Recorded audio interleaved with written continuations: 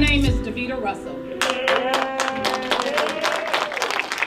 I am the state president for the Coalition of Labor Union Women, CLUE. CLUE is a non-profit and a 501c5 and the only national unions women's organization in America that advocate on behalf of working women, women in general, around working women issues at the federal, state, and local levels. That's why we can host this event, including Democrats and Republicans. Our Congresswoman, now Secretary of HUD, Marcia Fudge, have served the 11th Congressional District from 2008 to 2021 after the unexpected death of former Congresswoman Stephanie Tubbs Jones, who served from 1999 to 2008. We have not had an election for the congressional seat in over 40 years. Therefore, hosting this event was super important to the Coalition of Labor Union Women.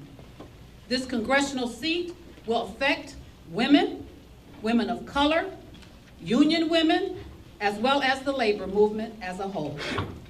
But this seat will not only affect women, although the women's agenda is a full plate, as Northeast Ohioans, as well as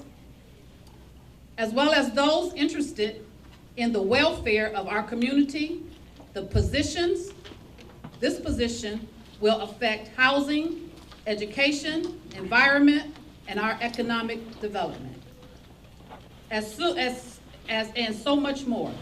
We are here to learn from candidates what they will do to help our community grow. Thank you. Now I bring to you National Congress of Black Women's President of the Greater Cleveland Chapter, Ruth Gray. Councilwoman Ruth Gray as well. And I am also the Councilwoman of Cleveland Heights. Yay! Yeah, welcome to Cleveland Heights.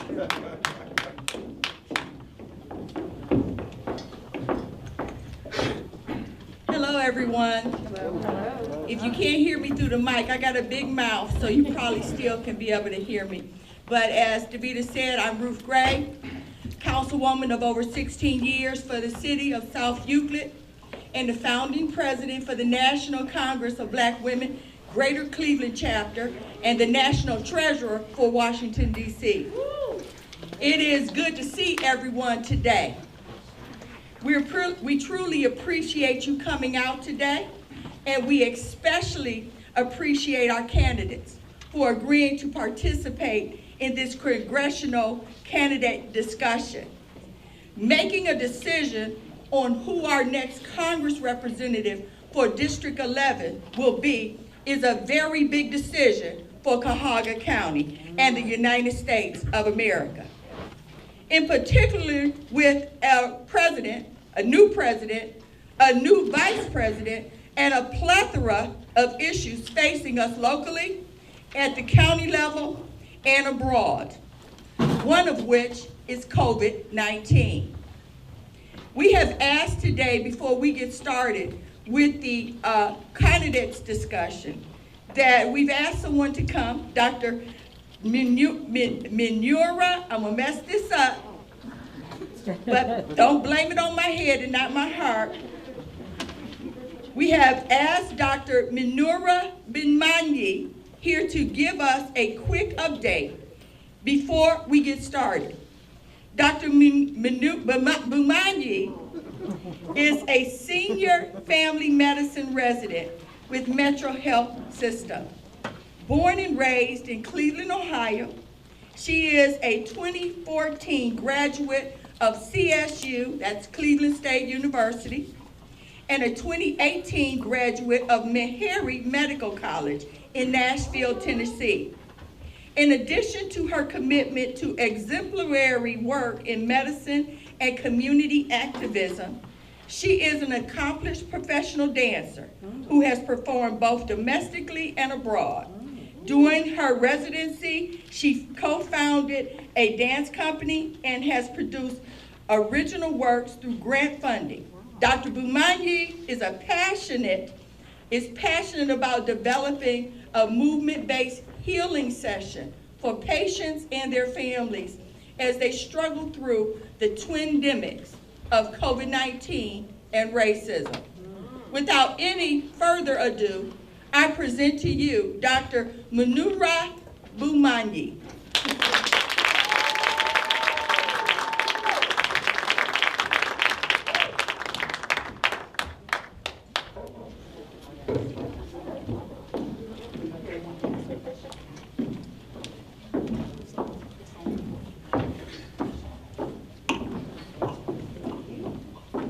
Can you guys hear me? Is this mic working? No? Can you guys hear me now? Yes. Okay. Do I need the mic or? Yes. Okay. Can you guys hear me with the mic now? Yes. Yes. Okay. Thank you very much for my introduction. You got the name mostly right. Munira Bumani, or I just go by Dr. B for my patients. I came up here today. I knew what I was gonna say, and then I saw who was on stage behind me, and I just got nervous. We all did. There are some giants on this stage behind me that I have followed my whole life. So to be on this stage right now, it's a little fangirl moment, so I just wanna say to the candidates real quick, thank you for your service to the community. To watch you guys while growing up, it's been an honor. So to be on this stage, it's made me really emotional. So thank y'all for being here.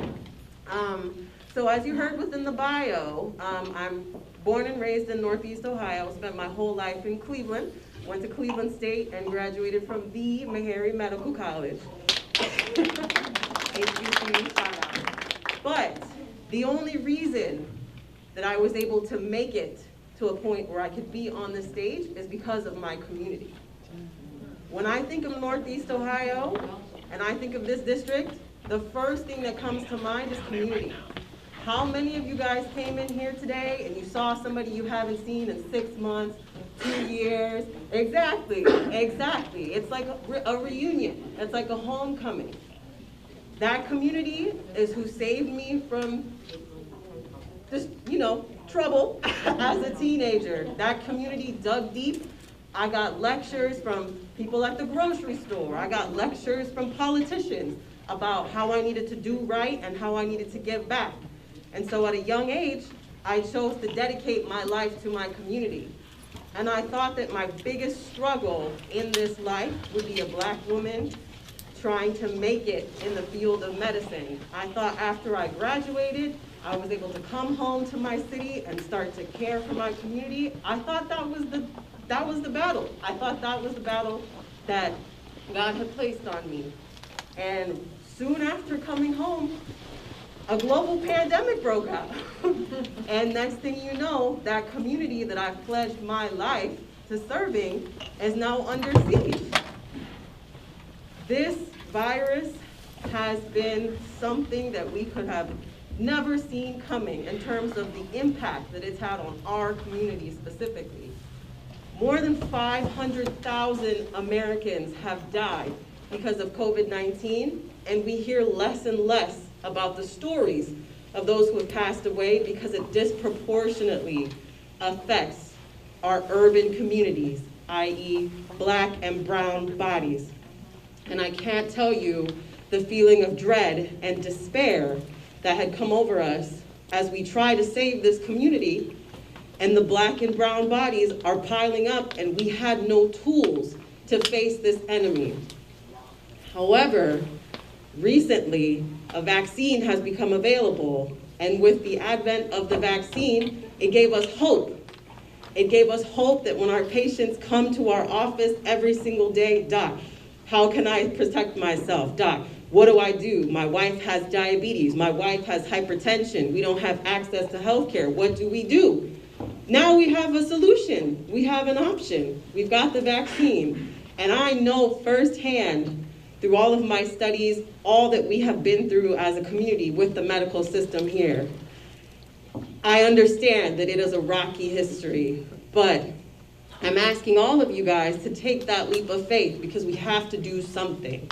What's really concerning to me right now is that most of the vaccines, as we've seen in the newspapers, have been given to people from outside of our community because a lot of us have a little bit of mistrust about the healthcare system. However, there's a second wave of COVID coming. And we see from our neighbor states, we see from Michigan, we see from communities very similar to ours, that we are the only ones that are going to be seriously affected because we are not getting vaccinated. And I'm not here to put pressure on anybody. I always tell my patients I don't pressure them. I want everyone to make informed decisions. But we can't be left behind when it comes to this second wave.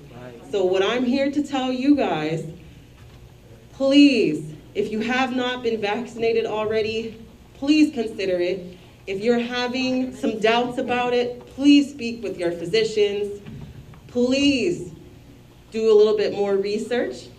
Please talk to your community leaders about it because we cannot afford to be left behind this time, okay? So things that you can do, there are some people who are unable to be vaccinated, and this is not a conversation to shame you. Make sure you speak with your healthcare provider, but if you decide it's best not to vaccinate, follow the 3 W's. I made my own 3 W's. 1, wash your hands, and that's a real wash, not just hand sanitizer, wipe, throw. A real wash of your hands frequently, because if somebody comes, you're at the store, somebody coughs on their hand, puts their hand down, you touch where their hand is, boom, you can transmit that way. So make sure you're washing your hands. The second W, wear a mask. I know we're tired of wearing these masks. They make your beard itch, they give you acne, you can't wear your lipstick. However, the mask will keep you safe, okay? So secondly, wear your mask. And lastly, my last W is, whoa, back up. Socially distancing works. If people are not directly in your face, it lessens the chance that you will transmit the virus from person to person. If you haven't had a chance to get vaccinated yet, please stand by these 3 W's, and that will give us a fighting chance. So I'm here today, not as a doctor, I guess I have the white coat on, but I'm here as a member of this community. I'm here as a mother, I'm here as a wife, I'm here as a daughter, I'm here as a friend. There's some people I haven't seen here since undergrad. It's crazy, but this is my community, and I'm here on this fine Saturday with all of you lovely people because I care. This is a community that I've given my life to, and I want to make sure that we have the best chance at success together. Okay, the easiest way to handle this is on a local level. Okay, talk to your neighbors, talk to your parents, talk to your local representatives about getting the vaccine, and please, please, please, the 3 W's. And that way we can work together to kill this pandemic. And that is all I have to say. Sorry, I didn't want it to be too much of a lecture. But...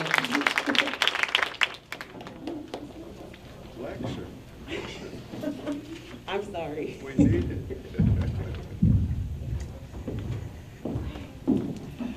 Thank you so very much for those words. Everyone know how much we need to stay safe and how much we're stressing that in this event today. Now we're going to go with the moderator rules for our candidates. All candidates are seated in alphabetical order.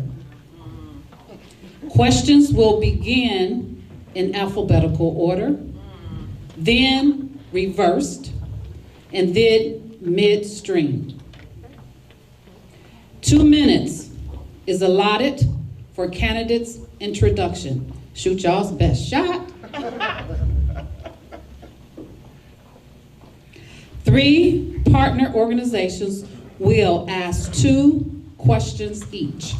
There will be 2 questions presented from the Coalition of Labor Unions Women's Organization, 1 from the National Congress Organization, 2, and 2 from the Zetas. 2 minutes response for each questions from the candidates' partners' questions. Each candidate is allotted 1.5 minutes for grab bag questions from the audience. Each candidate will be given 1 minute for closing. Shoot your best shot. The grab bag questions, just so you will understand what that is, we had, as each person came in, we gave them a ticket. We asked them if they wanted to ask the question. If they wanted to ask the question, we gave them a ticket. And we took the other ticket, and we have them in the bowls. We will pull and call that person's number. When we call your number, that means you have the opportunity to ask a question of the candidate. Everyone understand the first 7 rules? Okay. Ruth will give the second 7. Okay, hello. Yeah. During this period of time, please refrain from clapping until every candidate has given their closing remarks. No loud outburst of any kind. We are here to listen to the candidates, not to rally. Do I need to say that again? No loud outburst of any kind. We are here to listen to the candidates, not to rally. Timekeepers are ready. Each candidate will be given the green sign. We're good? When the clock starts, you'll be given a warning. Is it still yellow? Okay. At the 20-second mark and at the 30 mark, and stop and a bell when it's over. Okay? The bell will also sound to end the end of your comments. Everyone must always keep their mask on, except for me. There's social distance. Maintain social distancing. Campaign literature and petitioning must be conducted outside of the building. The form is broken down into 4 parts. First, the introduction of the candidates, as we have done. Now they will introduce themselves. Questions from the organizations, grab bag questions, and last and final, the closing remarks from our candidates.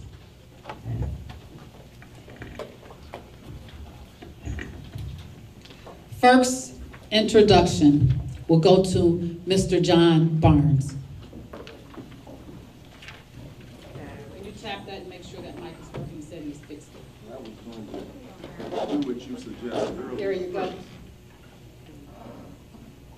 Serious about COVID.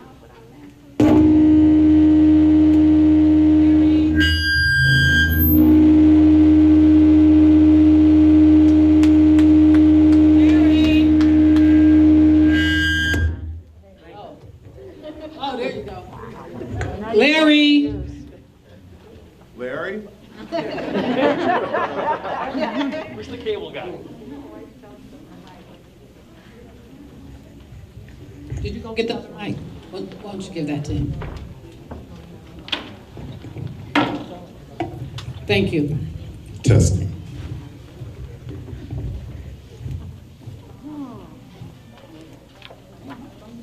My name is John Barnes Jr., and I'm a candidate for Congress, and I would like to thank the National Coalition of Black Women and the Labor Women for hosting this important event for our community. The Congress is a very, very important position for our community. I am qualified, I'm experienced, and I have a long track record of getting things done. I think that as a kind of a hiring process through voting, that I'm the best qualified. And the reason is because I have delivered for this community. We took stands on issues after 2010 when I returned to the legislature to ensure that we would work on jobs. And we worked and created Jobs Ohio, which for Northeast Ohio sustained and created over 19,000 jobs and resulted in over $739 million in capital investments in Northeast Ohio. We helped bring in infrastructure projects that for my district alone resulted in $126 million in investments. We worked on bringing the Opportunity Corridor in. And when that $300 million was spent, we sat down with the governor and we asked the governor to work on a program that would help a man that sat on the porch, that could lay bricks, but would not have an opportunity to work in that community while they watched cars from Kentucky and Indiana and all over come in. The governor worked with us and it resulted in $60 million, not 15%, but 20% set aside. We worked and we brought to help fight poverty in Northeast Ohio, $6 million. And so I just want to say that in this process of hiring, experience is one thing, but getting things done is another. Thank you. Our next introduction will come from Ms. Chantel Brown. Hold your applause. So I didn't just wake up and decide that I want to be a congresswoman, and nor am I a career politician looking to fulfill a lifelong dream. I am running for Congress because I want to continue to do the work to help the people who have been hit hardest by this pandemic. With 9 years of consecutive legislative experience during some of the most challenging times in our history, I know a little something about how to get things done, and I have a wide range of legislative accomplishments to back that up, including but not limited to public safety, economic development, equity and inclusion, and overseeing $200 million of COVID relief funds and how it would be allocated. But I must admit, I did not get these things done by myself. I got them done by working with others. I didn't get them done by attacking people or acquiescing to. I did it by building together. See, we are at a unique place in our time where we have an opportunity to capitalize on once-in-a-lifetime investments into our community, and that's going to take someone with the courage of someone like Louis Stokes, who spoke truth to power to make sure that we had reflective representation in our government. I've done that. We're gonna have someone who has the connections of a Stephanie Tubbs Jones, who had a magnetic personality and an infectious smile that could get her into any room from the heights to the hoods and from the streets to the suites to make sure that we had a seat at the table so we weren't on the menu. I have that. We're going to need someone who has the competence, character, and commitment of a Secretary Fudge, who has always been a dedicated Democrat, never seeking to make headlines, but always seeking to make headway for her people. I am that. I am Chantel Brown, and I have the resume, the record, and the relationships to represent you on day one as your congressperson. Well, thank you so very much. Our next candidate to introduce themselves is Ms. Gore. How are you? My name is Laverne Jones Gore. I'm a candidate for Congress of the 11th District. I'm a 25-year businesswoman. I have my MED in education, adult education and development. I have my MPH from Northeastern Ohio College of Medicine, so I'm very familiar with COVID. And I am very familiar that our community also needs to have some preventative methods that will afford us to have those numbers reduced. We need to have preventative medication, and we also need to understand that in this country, in this community, we have a lot of problems. You can just walk up and down your community and see exactly what I'm talking about. You can go to East Cleveland, you can go to Cleveland.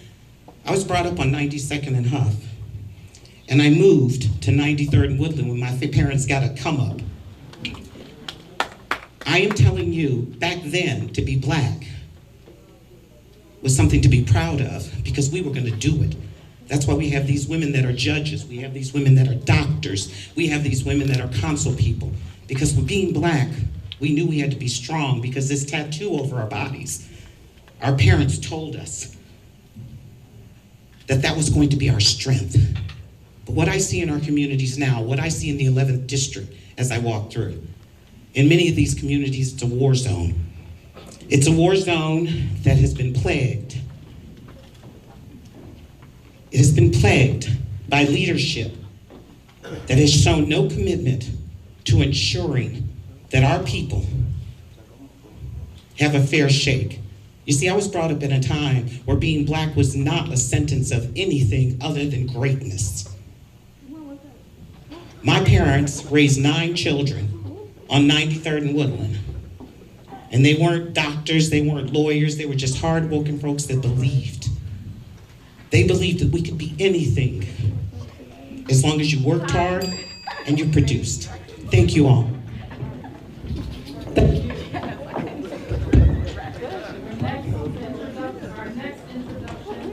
Will come from Mr. Jeff Johnson.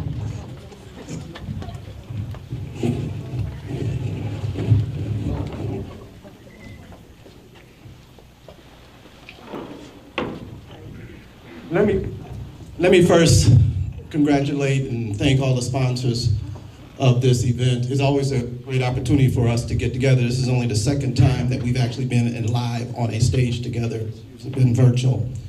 And I want to do a shout out to my Zeta sisters as well. I'm here because all my life I have been in public service. I have focused on a career focused on the public sector. There are some who criticize career politicians. Career politicians are those who want to keep leaping so that they can keep raising their profile. But those who care about public service serves on the why would I was a picture? Serve on the front lines. I served 14 years as Cleveland City Council member out of the northeast part of Cleveland, Collinwood, Glenville, Huff, right on the edge of Huff as well. I served 9 years as a Ohio State Senator serving the east side of Cleveland in the near east side suburbs. I've also served as a director with former Mayor Jane Campbell as the Director of Community Relations. I am presently the court administrator for the Cleveland Housing Court, so thus I have served in all 3 branches of local government. And I've served on both levels of government, both state and local. Now it is the logical next step to go to the federal level. I am prepared and I am proven. I am not here to be a negative because I've been doing this for 30 years. I've seen poverty up close. I've walked into living rooms. I see the violence up close, and I fought for police reform way before Black Lives Matter started. We have had problems in Cleveland, and I've been out there working. We have powerful people working against us. So I'm asking you to send me to Capitol Hill because I am ready from day one. I think experience matters. I'm an attorney and 2 college degrees along with that. Thank you so much, and let's deal with these issues. I appreciate it. Our next introduction will come from Mr. Shabazz.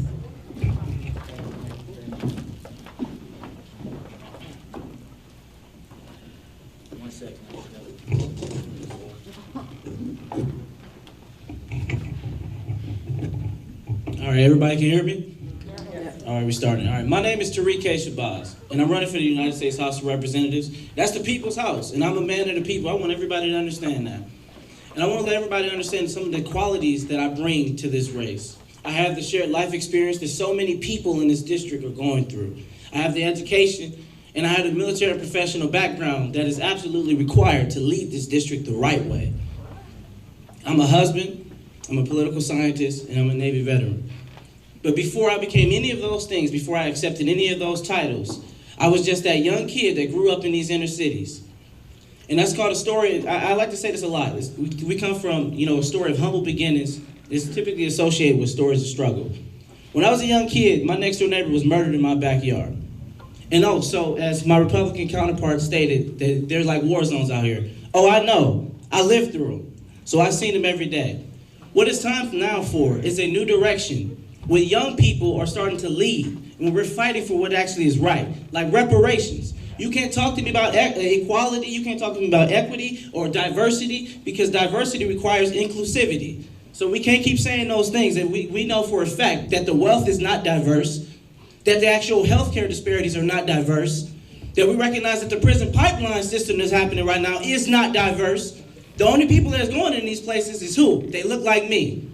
So now it's time for us to fight to remove that prison pipeline. We need to end the privatized prison systems that make billions of dollars annually. They rake all this money in just to actually house our bodies instead of improving and increasing the actual appropriations of funds to education and building a place where so many young black kids can grow up and become successful.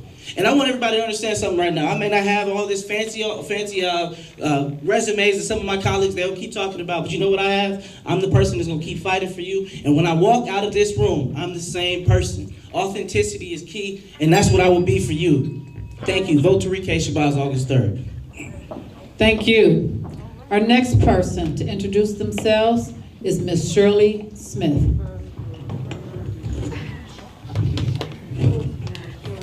Good evening, everybody.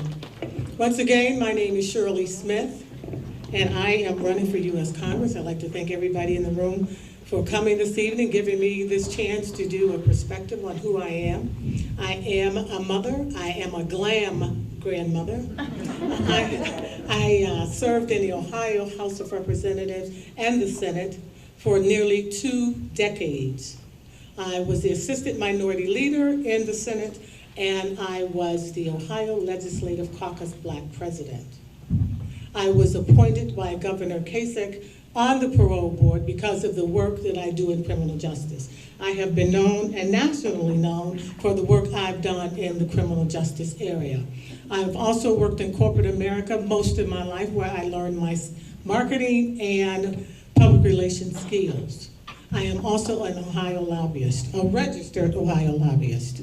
I am running because I want to build upon the rich talent that we have in this district, the academia, and the medical institutions that we have in this district. I'm running to protect the natural resources that we have in this district, our lakes and our parks, and our world-renowned centers of art.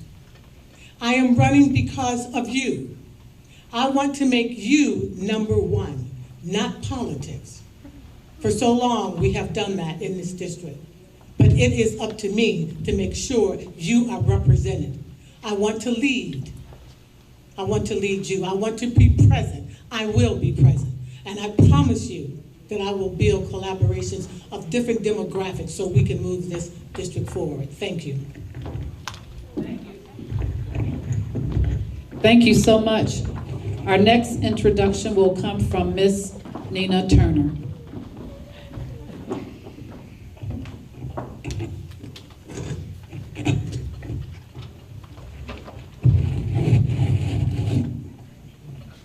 Good afternoon, and I want to thank all of the organizers of this event, to my Clue Sisters, of which I am a member, to all of the sororities, but a special shout out to Sigma Gamma Rho. My sorors are in the house.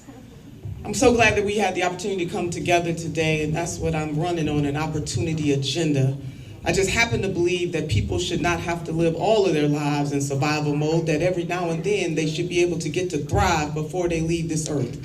We do know and we understand both intellectually and morally that something has gone very wrong in this country, and what is wrong we can make right on purpose. The system is rigged. It is rigged economically, it is rigged socially, it is rigged environmentally, it is rigged racially, but we can turn all of those things around. And so what I've done throughout my public service is to try to work to make crooked paths straight, from standing up with the House of Labor as a Ohio senator, fighting against Senate Bill 5, to introducing legislation to make sure that women had equal pay, to traveling this great nation, understanding what happens over there happens over here, or in the words of the Reverend Dr. Martin Luther King Jr., what affects one directly affects us all indirectly. I do believe that there's so much promise in the problem, and that we can use public policy to turn those things around, from Medicare for all to canceling student debt, to doing something about the environmental damages that we are causing on Mother Earth as human beings. That we can do a new thing in the 11th Congressional District in the great state of Ohio, in this nation and in this world. I am running, I am checked in for those who are checked out. My name is Nina Turner, and I am running to be the next Congresswoman of the 11th Congressional District. Thank you. Now at this time, the audience can give a round of applause for all introductions. Great job, ladies job. Now, at this particular time, we will start with our partner questions.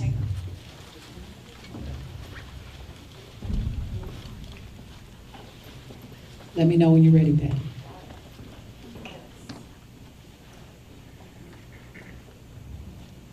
You'll have 2 minutes to answer this question. We will go in alphabetical order.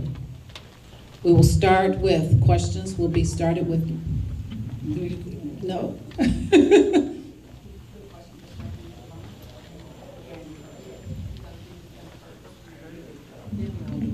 Okay, so we're going to start. This question will be going to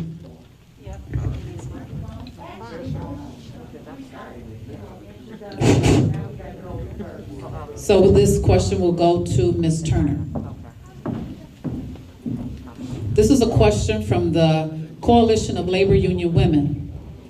During the pandemic, women in particular, women of color, have lost more jobs than men, especially in jobs that occupy women. Overall, women have lost a net of 5.4 million jobs during the recession. Nearly 1 million more jobs less than men. The jobs that are, these jobs illustrate this trend. Black, Hispanic, and Asian women are accounted for all the job loss. 154,000 Black women dropped out of the labor force entirely. This is a result of policymakers choosing not to fix systemic economic relations, modernizing workplace standards to create a robust social safe net, or even investing in caregiving. If you are elected as Congress, what would you do in creating a robust care infrastructure, ensuring fair and equal wages and equitable benefits, and creating strong workplace protections? Thank you for that question. I think it is vitally important that we place demands on our money, and the federal government is uniquely positioned to be able to do that. Any type of contracts that are leaded, that are paid for with taxpayers' dollars, there should be an expectation that that money is used to lift the people who need it the most. We know that because of the COVID pandemic, a lot of economists calls it the she-cession, that a lot of women have been impacted disproportionately by this pandemic, and we have to have policies in place that do that. I think the PRO Act is one great start. We know that a lot of women who are within the House of Labor make wages well over the minimum wage, and we have to keep that going. When we talk about the African American community in particular, about 18% of us are in labor unions, and we must keep and make labor unions more robust and strong. We must make sure that when we're doing job training, that we're actually training people for jobs that exist and not training for people for jobs that may not be there. The Green New Deal is another example of a policy that will put lots of women and men back to work. We know that there's an intersectionality between women and their community. And far too many households, again, particularly in the African American community, are led by women. And so we must make sure that those heads of households have the robust jobs that they need. And that is not just on the federal level. The state government can play a role, local government can play a role as well. And so when I was a state senator, I introduced a bill called the FAIR Act. And that was to ensure that women were making the equal pay for equal work. We must continue to push for that until it is done, and it can be done, and it must be done. Thank you so much. That same question to Ms. Shirley Smith.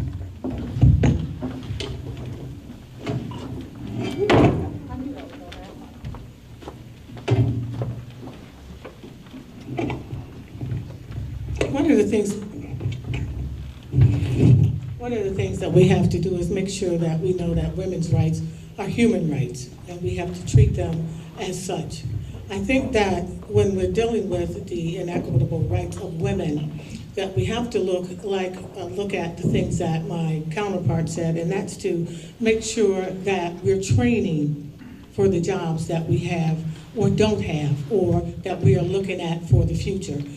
Looking at the medical institutions that I talked about earlier, also looking at the art institutions. I think, and you're looking at technology that it's coming, I'm sorry, I'm losing my train of thought.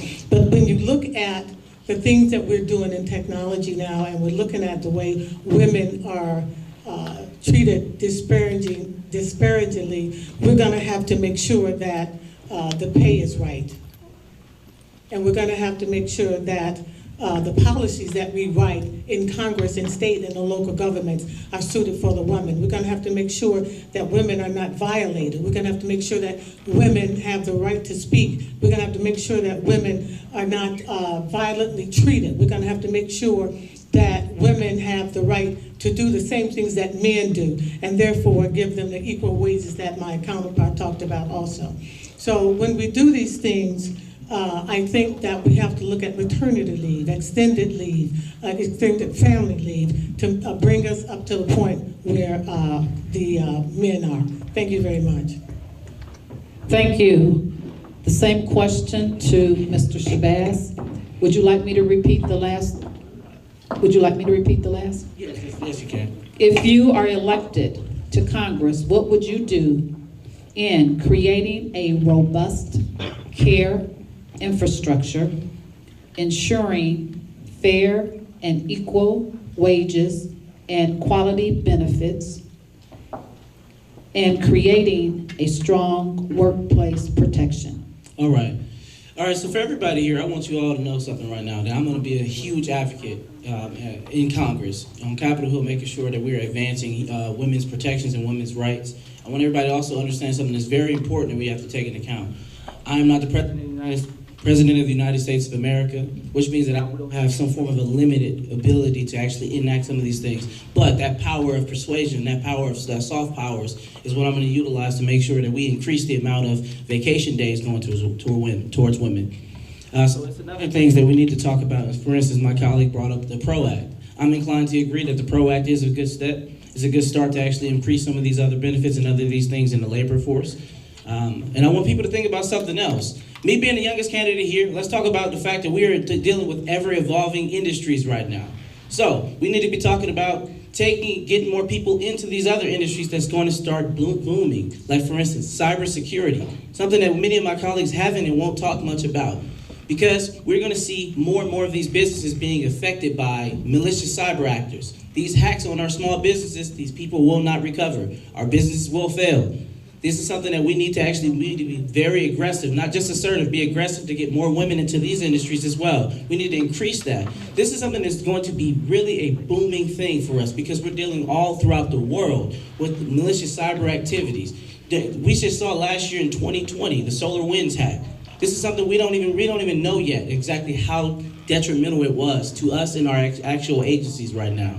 So, as your next congressman, I will 100% be an advocate. I will make sure that I am working with the local orgs. So thank you again to this organizations, both organizations, and everyone who's partnered to put this thing together. I will make sure that I am the best advocate I can be by coming out here, listening to you, putting the policy on paper, not just talking about it. I'm going to make sure we do it, and we can get down into the details, line by line. Thank you all. Thank you. Same question to Mr. Johnson.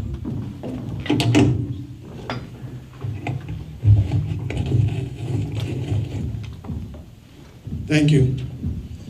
When you focus in on the impact of our economy, the impact of COVID-19 on women, you have to understand that Black women particularly have been the hardest hit when it comes to COVID, when it comes to lost jobs.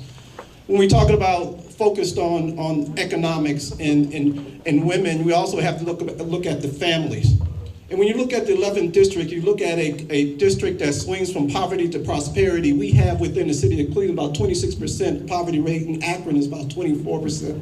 When you talk about black folks, you're hitting in the 40% range, and when you're looking at children, it's about 50%. So you cannot talk about empowering women without dealing with poverty, because there's so many, too many percentages of women are in poverty. So you have to raise the income tax, but you also have to go for creating wealth. You have to help them get rid of the barriers so that they can get to wealth. There's a difference between income and wealth. The ability for us to have assets, the ability for us to have the ability for us to be able to have homes and capital. So you can't go I support $15 an hour, but we got to go beyond that. We got to understand that when we look at student debt, we know that 2/3 of the $1.5 trillion of student debt is held by women. So you got to get rid of student debt, college debt. So it's a comprehensive approach. The earned income tax has to be expanded. We have to invest in early childhood education. All of that has to be part of an agenda. Underutilized communities where significant households are led by women, we have to focus on investment. I have been around long enough to understand that public policy can be used appropriately to change lives. But we have structural racism that we have to attack. We have economic inequities that we have to go after. So you need someone in Washington who understands how to connect the dots and who understands how to legislate. Thank you very much.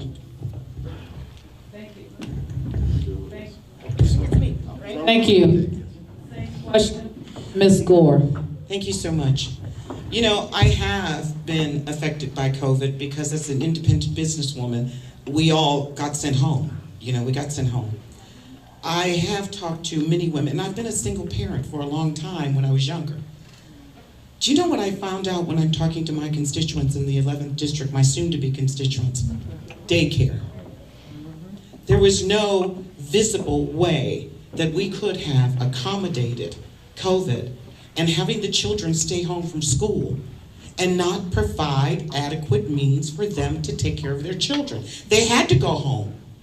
They had to go raise their children. We have a 60% illiteracy ratio in the 11th district. I know that sounds crazy, doesn't it? That sounds really, really crazy. So now we combine all of that with the fact that we have to prepare women for the jobs of the future. The young man was correct. Cybersecurity is one of them. But technology. Many people are very, very unaware maybe. In this country, what we did was we made a transition from agriculture to industry, and we lost jobs and we didn't have the proper people trained for it.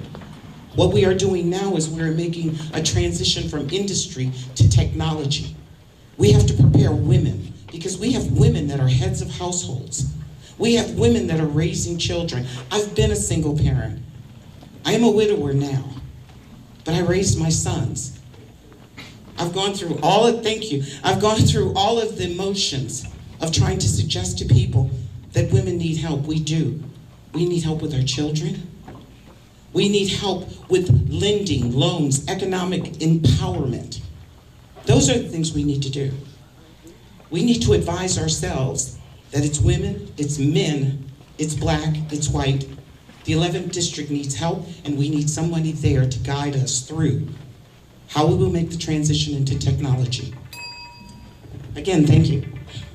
Thank you. The same question to Ms. Brown.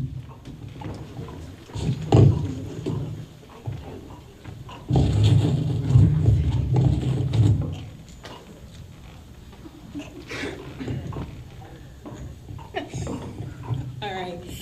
So as it relates to women, this is something that I have a little bit of experience in as it relates to declaring racism as a public health crisis, because it was the infant mortality issue where we have third world infant mortality rates in first class hospitals that led me to do the work to declare racism as a public health crisis. And in that work, we discovered that it is the environment that we live in and the affordable housing, lack of affordable housing and healthcare and all of these disparate issues that have had a disproportionate negative impact on Black women.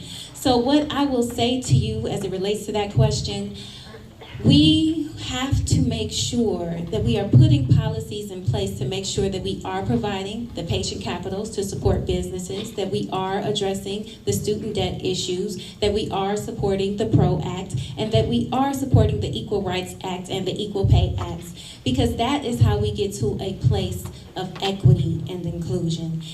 It is not enough to talk about promises, and it is not enough to talk about positions, but we need people who actually have had some success with getting these things done during some of the most unique and unprecedented and challenging times in our history. I have passed this legislation with bipartisan support, and I hope that the people of the 11th Congressional District will give me the opportunity to do the same thing at the federal level, because we are going to be in a position to compete for those technology jobs around cybersecurity and these new technology opportunities that are coming in. So we need someone who can work with the administration to get these things done and back into the communities of Akron and Cleveland who need it the most. Thank you. Thank you so very much. The same question to Mr. Barnes. Could you please repeat the question? And while you're doing that, I'm going to clean this mic. Yes, most definitely. If you are elected to Congress, what would you do in creating a robust care infrastructure, ensuring fair and equal wages and adequate benefits, and creating a strong workplace protection? Well, first of all, it's past time for us to have economic and social equality for women and for all citizens. One of the things we have is we're going to lose about 50% of a lot of the entry-level jobs over the next 3 to 5 years. So what I would do is, first of all, is to establish a task force that would look at the top 25 industries in Northeast Ohio to see what, if anything, could be done to look at and retrofit skills into many of those positions that are available right now. And so we have to quit pretending that we're doing something that we're not. We have so many people who are unemployed, who are not having opportunity, and so many women who are raising the young people in our community and don't have the kind of help. What I've done is I've returned $2 million to the Harvard Community Services Center that focused on single moms and young men, to help them with the necessary training so they will have some insights on how to get their life straight based on what they desire to do.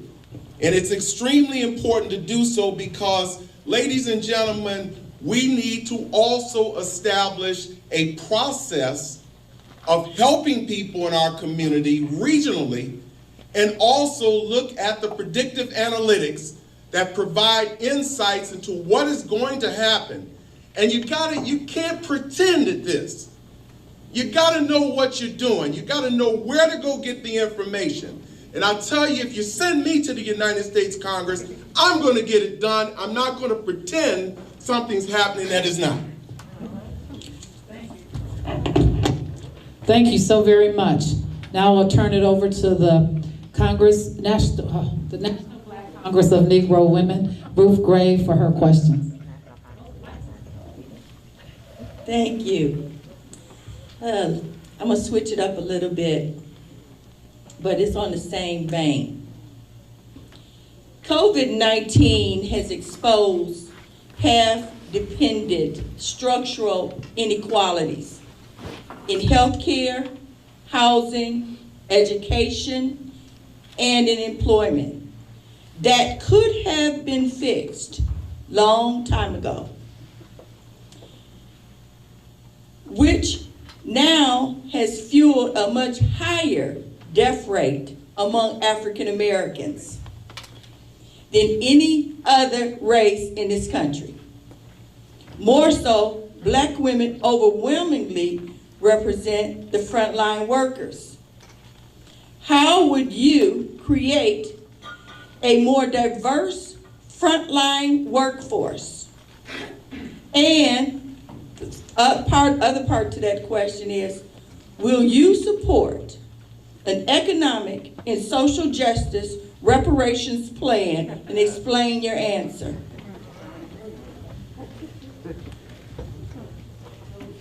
Let's see, we're going middle now, right?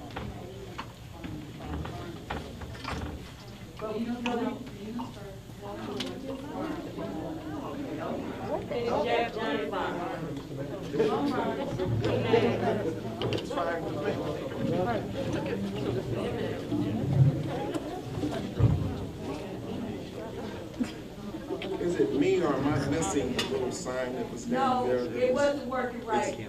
So it's not me? But we got a better plan. Okay. Thank you very much. Again, the reason Machiavelli said that the reason there would be no change is because the people who stand to lose from change have all the power. And the people who stand to gain from change have little of the power.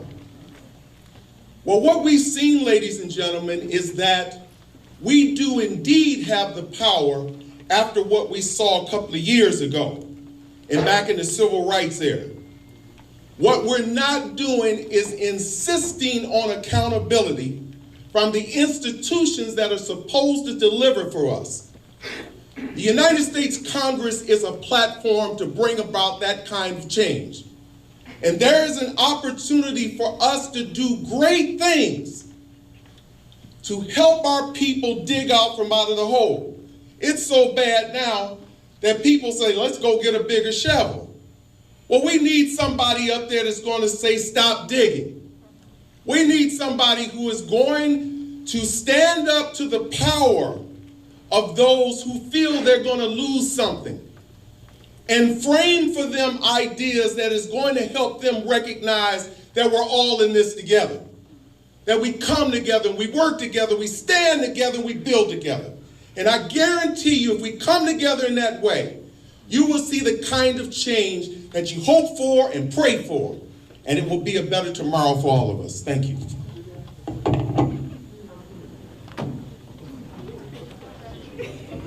Yes, I will repeat the question. Just the last part. How would you create a more diverse frontline workforce?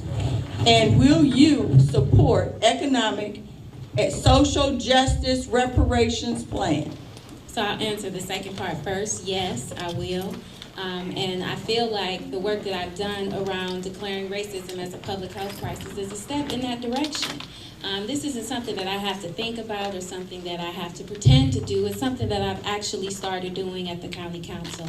As it relates to creating a more diverse workforce, what we need to do is start investing in our high schools and making sure that they have those programs available to them so that they know what opportunities they can have, because everyone is not ready or does not desire to go to a 4-year college, and everyone does not desire to work a job. Some people desire to be job creators. And so with those people that want these opportunities, we have to be able to provide them with the resources and the services to make sure that they are ready. Too often when we have these opportunities, we don't have the knowledge or the support systems to continue for our entrepreneurs to be able to deliver the results as it relates to their businesses, and the businesses fail. So we can start in high school. We don't have to wait for college or for them to get into the workforce, and that is how we will create a more diverse workforce. So I appreciate that question because, again, I have a little bit of a record in getting some of this stuff done. Thank you very much.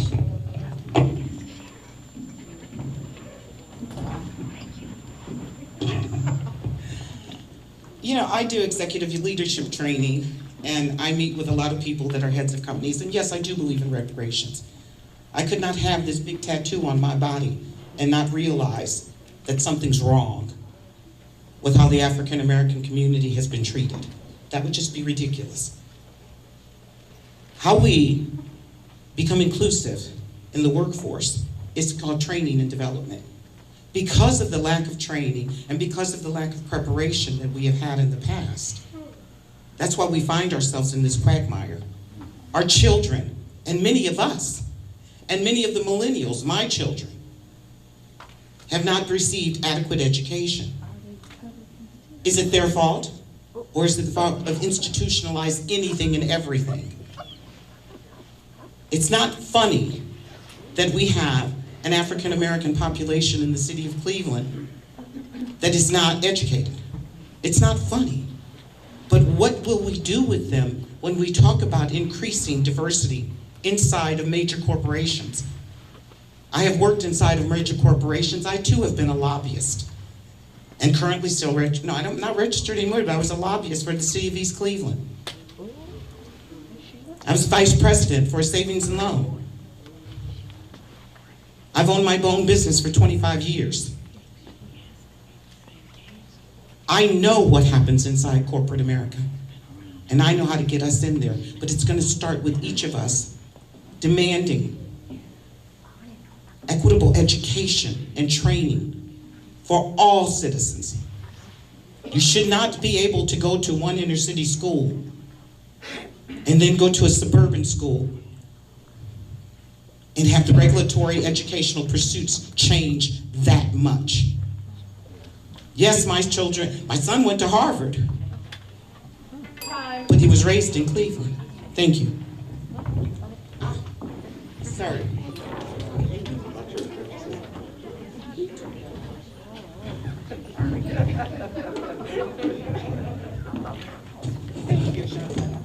That's very kind.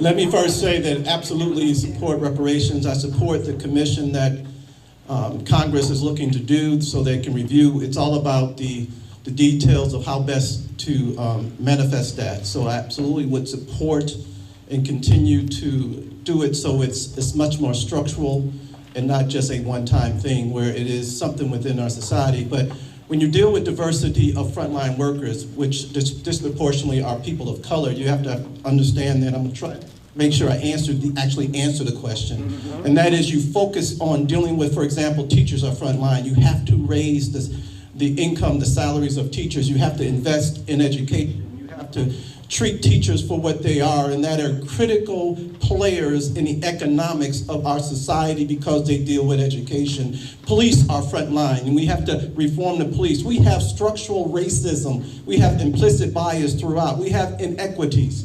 And so we have to focus in on the fact that this is a structural change. The social movement going across this country right now is about social structural change. So when you talk about frontline, you're also talking about many folks who are in the hospitals, who are there to receive the patients. And you have to be able to have health care for all. You have to be able to support, as I do, the Affordable Care Act and the ability to have a public option. You have to focus in on what are the needs of the families of the front line. It's all about, when we talk about wage, when we talk about dealing with higher income, you've got to raise the base income for the people on the front line. $15 an hour is just the starting point. It is not the ceiling. It is the floor. So you have to focus in on the very people who deserve our attention. And when you look at who's actually getting the money in corporate America, there is a disparity that has to be changed. But it has to be changed at the federal, state, and local levels. Thank you.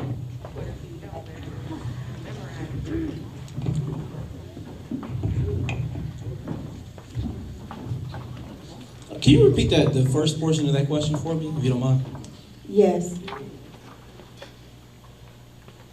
How would you help to create a more diverse frontline workforce?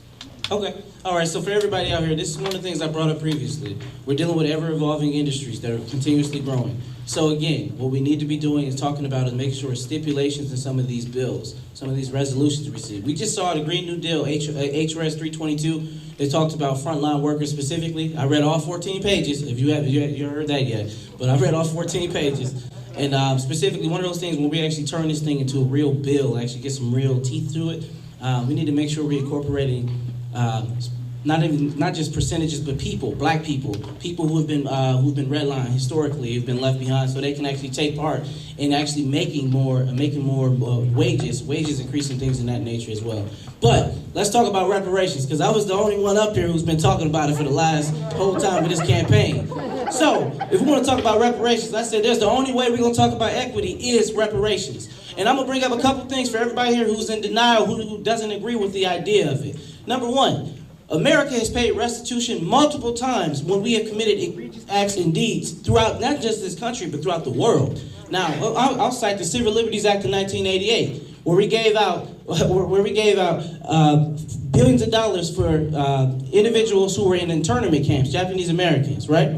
Also, I want everybody to understand about the D.C. Emancipation Proclamation Act, which was signed by Abraham Lincoln into law, which actually gave dollars, appropriated thousands and thousands of dollars to go to slave owners to relinquish your slaves.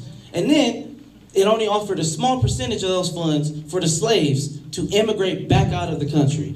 So yes, I 100% will support reparations, and I'm not just gonna wait until the president says that he agrees with it or not. I'm gonna be the one on Capitol Hill actually fighting for it. Why? Because I've been the only one talking about it recently, and I know my colleague Nina Turner, she brought up a quote from Martin Luther King. So I want to end this with another quote from Martin Luther King today. In the great words of Martin Luther King, cut the check. Thank you.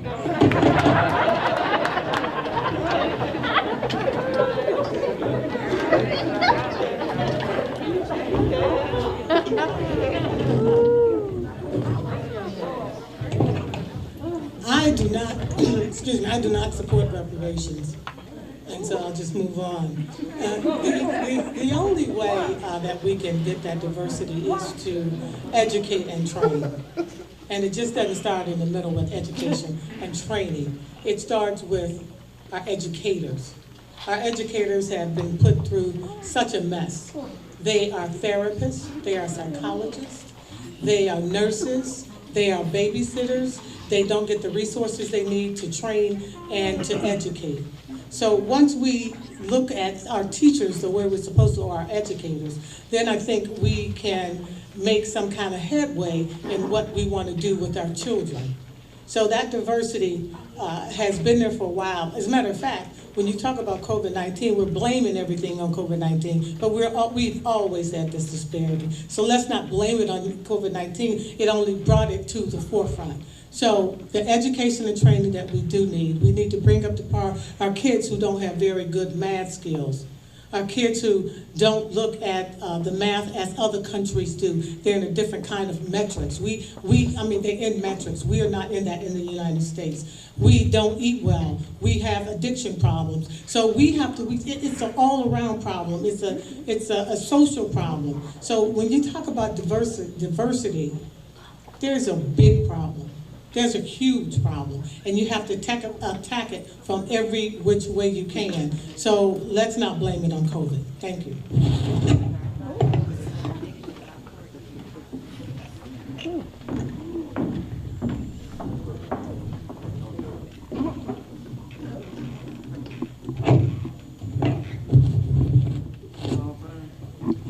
Systemic problems require systemic solutions. And so I do agree with Senator Smith when she talks about the fact that the challenges that we have, the social economic challenges that we have, did not start with COVID. They've just been exacerbated by COVID. Yes, on reparations, and I thank Brother Tariq for bringing it up.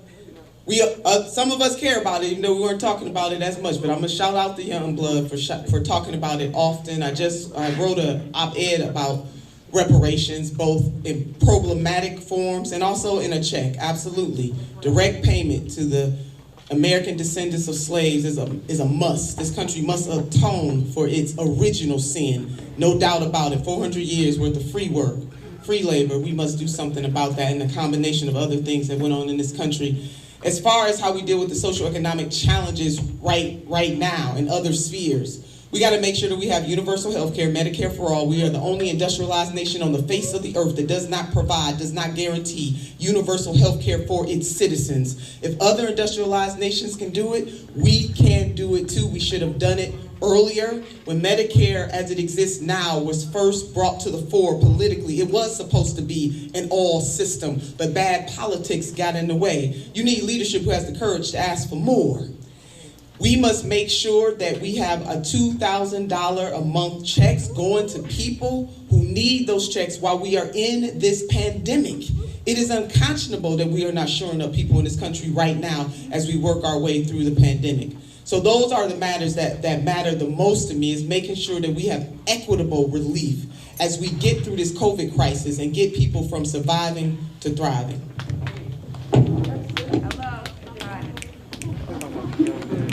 Good afternoon, everyone. My name is Chanel Elston. I'm a member of Zeta Phi Beta Sorority Incorporated, and I also serve as councilwoman at large for the city of South Euclid. All right, so my question is, across all levels of government in the state of Ohio, only 29% of elected officials are female.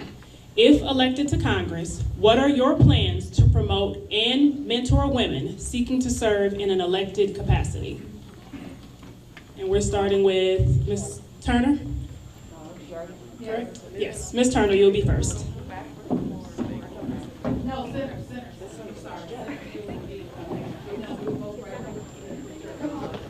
So Ms. Smith, you'll be first.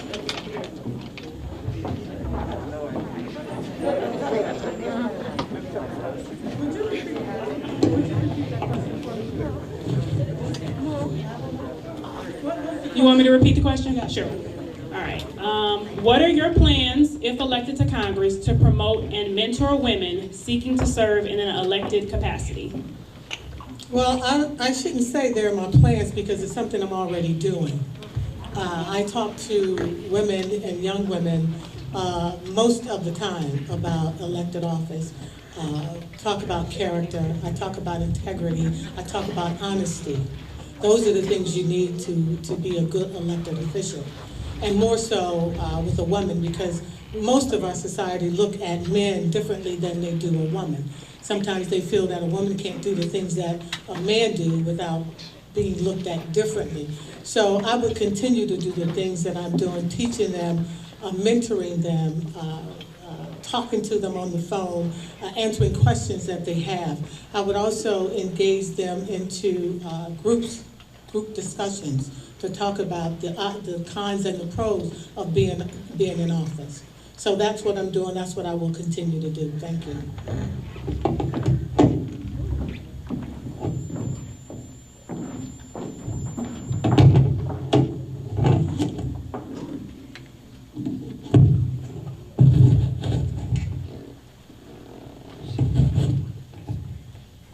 What I would do is provide the mentorship as well as support mentorship initiative by women. Obviously, women, supporting women is one of the strongest connection, and I think it's important for me as a congressperson to support the structure that, and assist in structures in setting up the peer support. In addition to that, I would encourage strongly to do education, to get their education, and to, if possible, go further. I know I wouldn't be where I am at with 3 college degrees if I had not been encouraged by men along the way, and women as well. Fannie Lewis, for example, was one of my mentors, and Arthur Woods. And so it's about being able to help remove barriers, dealing with the environment of sexual harassment, dealing with the issue of how our society still limits women's achievement.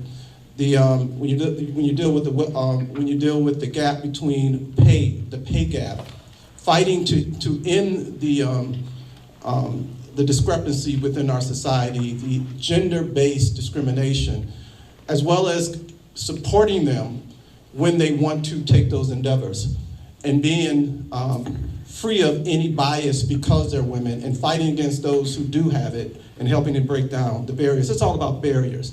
Because if women are given an opportunity naturally to compete with men and other women, You just need to remove the barriers, and then they will be successful naturally.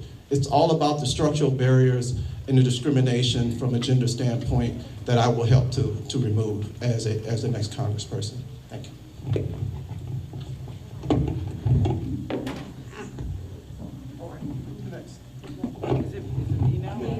Okay, it's you. Yeah. Threw me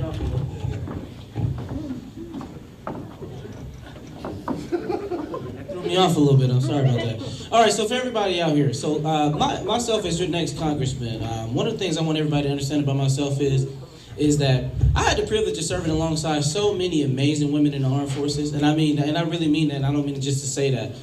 That did so many great things that actually even showed me the way of how to actually excel. And regardless of having actually worked with so many women, that shouldn't be the reason or the motivation behind why I want to support more women actually getting into the political arena.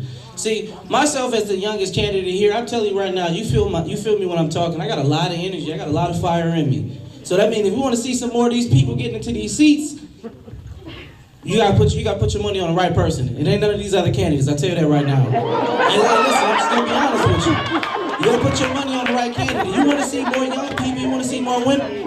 All these other people in these seats. It's time to get away from the deeply entrenched politics where candidates are absolutely pushed through. It's time for me to have new people come in, new ideas, some of which where we understand the constraints that actually hold back our system, the inequities that we keep talking about, all these buzzwords, racial justice, all these things, environmental justice. How are we gonna get there? By new ideas.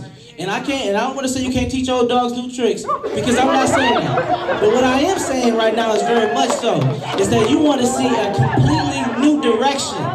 And listen, when I say things are radical, I'm saying that we do need some radical change, because when you look out your window right now, incremental change that they're talking about, all their accomplishments, that is not working.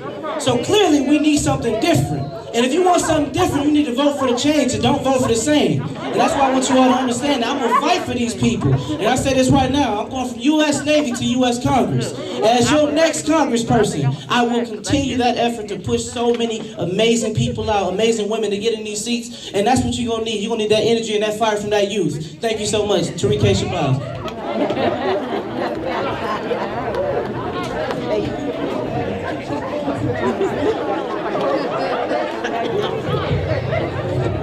Well. I'm the youngest at heart, for the record. I love Brother T.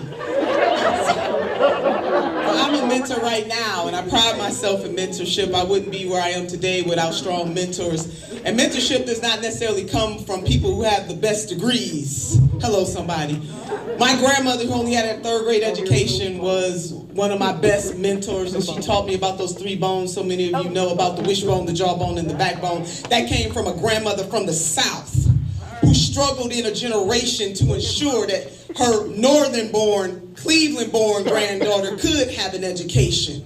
And so while it is important for people to talk about their resumes and their educations, it is vitally important that we not forget from whence we came. Brother James Baldwin said that. And pay homage to the people who've come before us. So my mentorship. So I mentor, I'm a part of an organization called Higher Heights that mentor and stand in the gap for black women running for office. We know that our sororities do a lot to stand in the gap for black women in all facets of life. I have mentored as an educator at Cuyahoga Community College, a tenured educator at Cuyahoga Community College. Mentorship is something that we should do on a regular basis. I have young women working for my campaign right now who I have mentored. I believe that to whom much is given, much is required. And so I have an obligation, whether I wanted to do it or not, to give back. And we must lift up our young women, and we must lift up our young men so that they know that it is important for them to partner in lifting up young women. Yeah.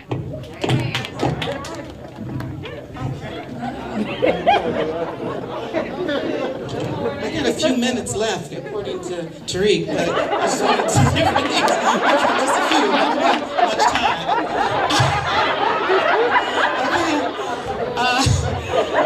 First, okay, and I do have those degrees you're talking about, Nina. And my grandma came from the South too, and she didn't do no bones, but she just told us work your butt off. Now, let me tell you something. I have been executive director and founding director of the Sarah J. Harper Leadership Institute. I have young women here who have graduated from that institute. We have always put our money where our mouth is. I wrote the check, okay? And I got a little bit more to write. But we do have to put ourselves in a position of leadership and mentorship. But we've been running the Sarah J. Harper Leadership Institute for 12 years. We have black women who have graduated. We have black men who have graduated. Mentorship just doesn't start with your start with your gender. I know we got 1,000 of those things now, but I am saying to you, mentorship does not start or stop with your gender. I have graduated black men. I have graduated black women. And I think one of them is in your sorority that attended our, I don't know for sure, but Ashley Evans, she graduated our institute. We are committed to black women and black men being the very best they can be. The very best they can be. And yes, I have beginnings from Demopolis, Alabama. That's where we originate from. And back there, we were taught, you be the best you can be no matter who you are. And don't let anything stop you.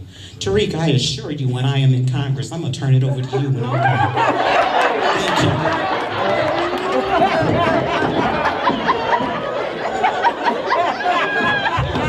I love that they're having fun with this. It's good. It's really, okay. That's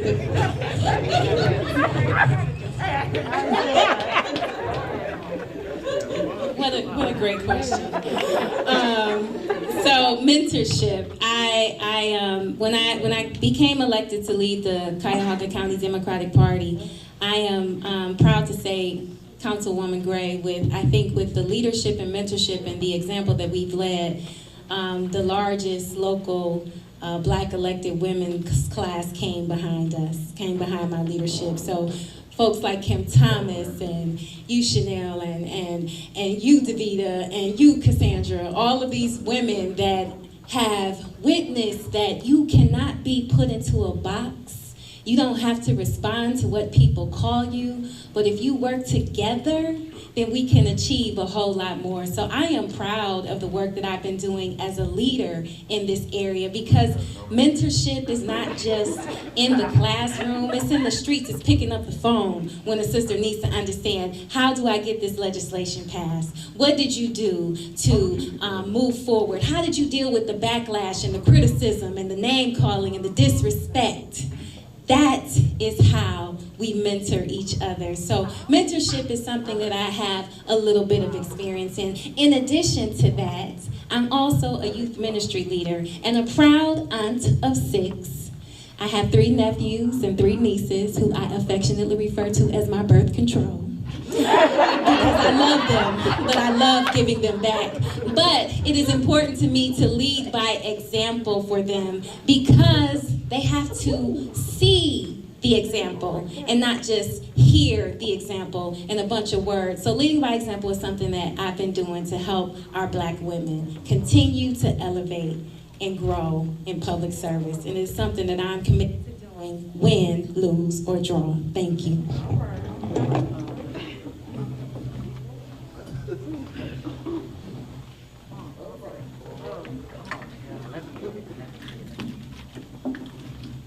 You could just run over the last portion of the question while I clean this mic up. Thank you. What are your plans to promote and mentor women to serve in elected capacity?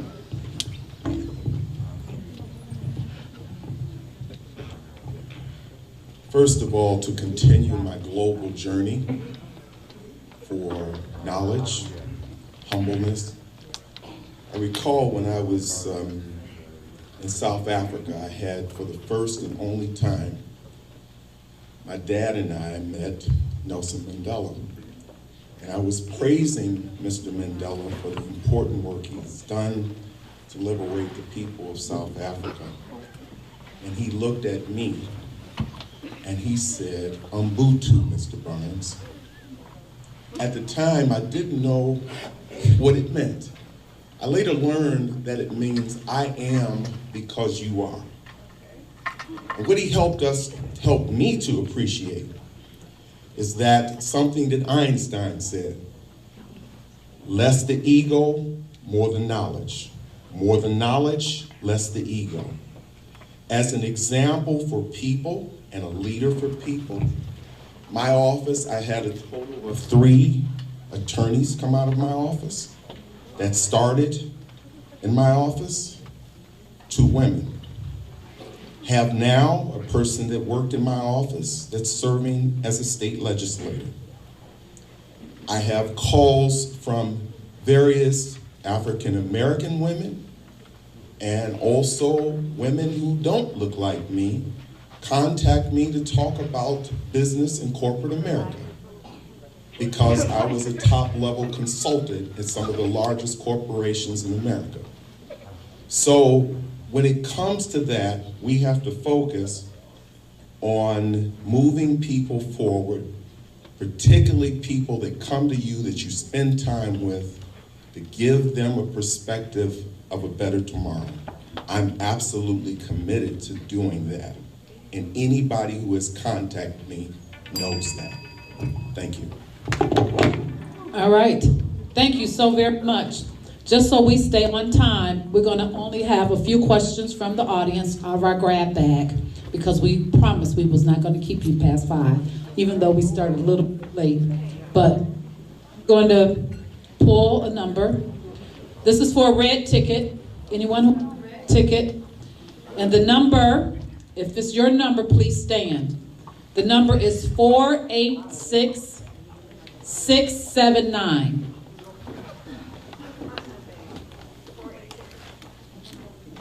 486679. Is that you? Yeah.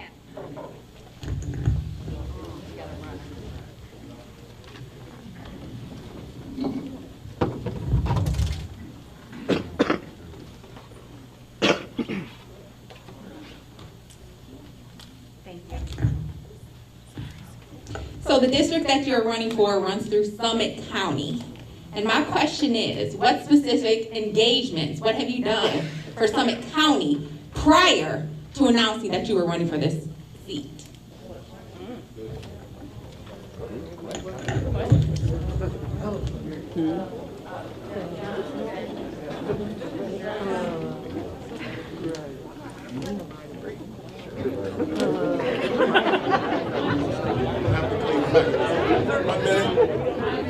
Okay. Real quick, House Bill 336, which is one of the last bills that I passed, that created a temporary amnesty for individuals who has a suspended driver's license. Real quick, you have both the low-hanging fruit and the high within criminal justice reform. This bill was intended to help over 1 million people in the state of Ohio. It helped about 80,000 people during a 6-month period. It has since been reintroduced and passed in permanent law in the state of Ohio, which will help many individuals with driver's license that contribute. Right here in this district, Representative Juanita Brent carried that, and I'm very proud that she was able to get that done. And so it is important that we focus on how we can help. In Summit County, there was a significant number of people there who were affected by those suspensions. And I'll just leave you with that. And if you'd like to ask me some further questions, I'd be happy to respond after this session. Thank you.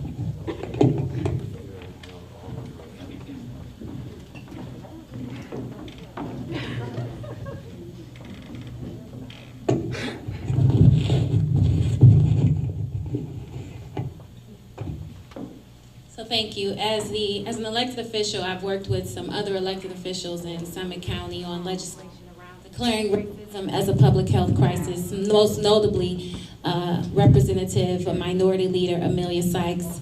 In addition to that, I've also worked with the County Party Chair, Tom Bevan, in helping deliver victory for our current President, Biden and Harris, as we work collaboratively to get out the vote in Summit County. So thank you for the question.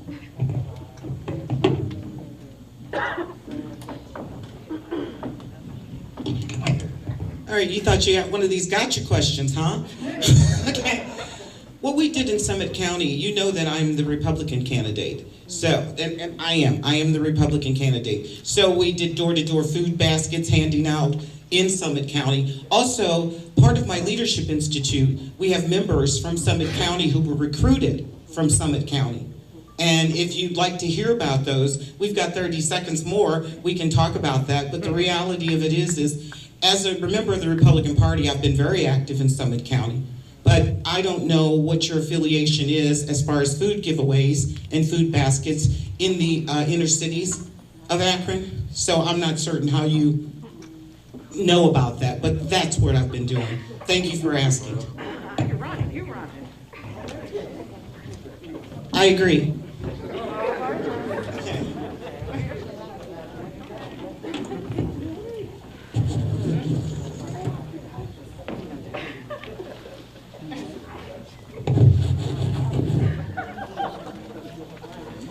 As a elected official for 23 years, it has been primarily, where's she at? Oh, there you go. It's been primarily focused on the greater Cleveland area. When I was a state senator, I did interact, and my connection with doing something for Summit County was in the guise of supporting the people you sent to the State House, such as Tom Sawyer, as well as Barbara and Vernon Sykes, worked with Marco Somerville, who is my fraternity brother, but nothing direct, because I was elected to represent where I'm at. What's key is that the issues that are important in greater Cleveland are important in greater Akron. And so I understand police reform, I understand fighting poverty, I understand that 1 out of 4 people in Akron live in poverty. I understand Akron because I understand what I've done over the last a number of years in the inner city of Cleveland. So you're sending somebody there who understands the issues. It may be a different zip code, but it is the same issues. There is structural racism there, and there is issues of education investment in underutilized communities. So it is, even notwithstanding the fact my grandmother comes from Akron, I understand and know Akron, but absolutely have done little directly with Akron because I have been elected here in Cleveland, but I know the issues. And I know the solutions, and I'm ready to bring them to greater Akron as well as the greater Cleveland area. Thank you.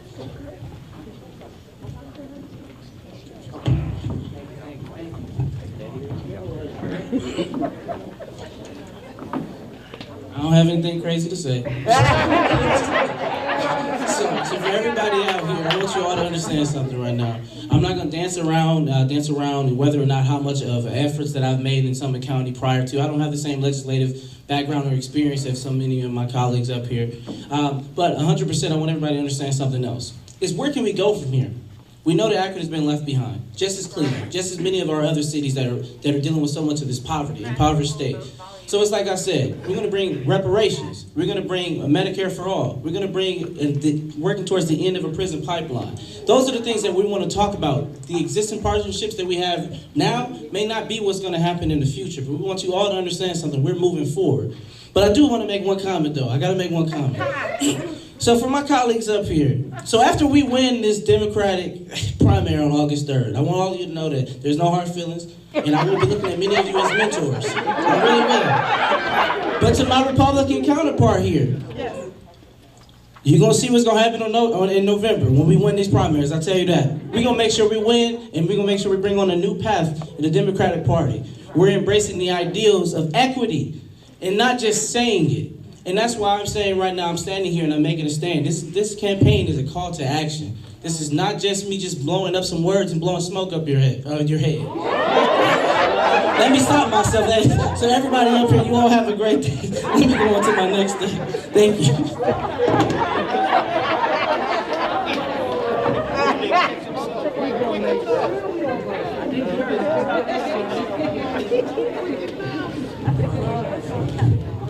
And in reference to the last question, we were talking about mentorships. I just wanted to make a point because I'm just so proud of the work I've done when I was a state senator.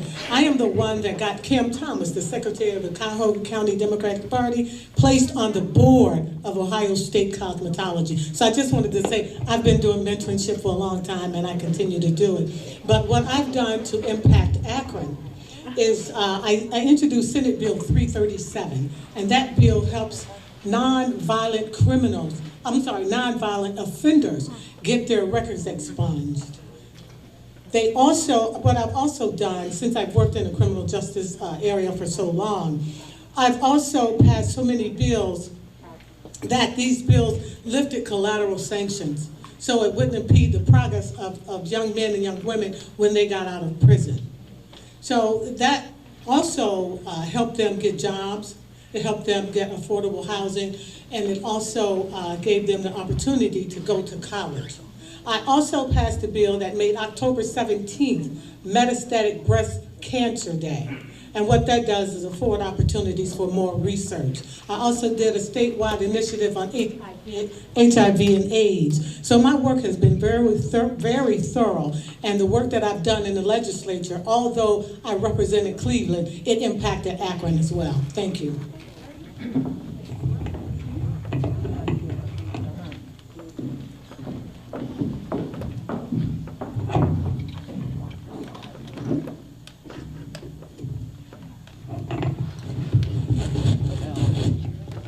I want to offer an amen to what my colleagues who served in the legislature had to say about political relationships that we have in the great city of Akron.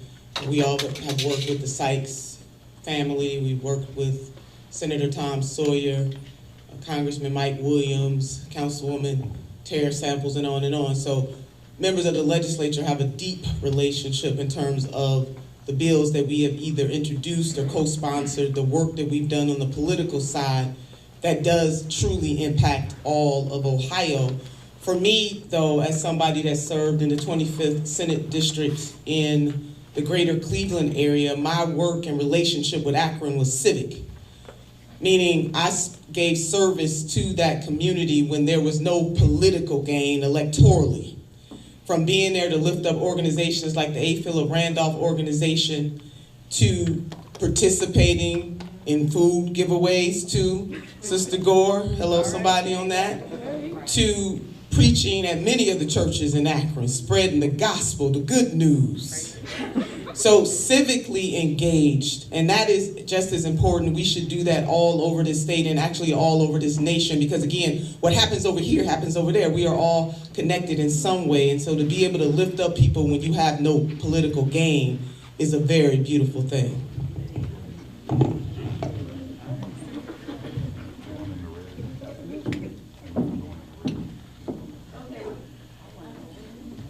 I got a big mouth though. I don't think I need the mic, but I'll use it. This is going to be the last question, and then we're going to move into our closing.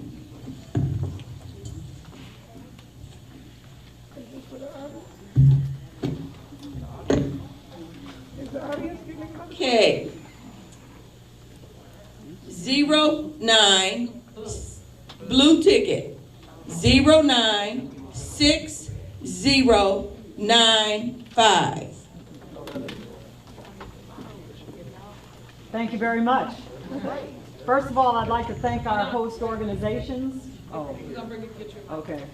I'd like to thank the host organizations for putting this together this afternoon. Thank you very much. To the candidates, I want to say thank you for your courage and energy to run for this office. And third, I want to say welcome to the great city of Cleveland Heights. 2 questions. Number 1, we know that African American women and men are dying at the hands of our police forces. 2 questions. Number 1, do you believe in police reform is necessary? And 2, if you do, tell me the top 3 features that you think are important in police reform.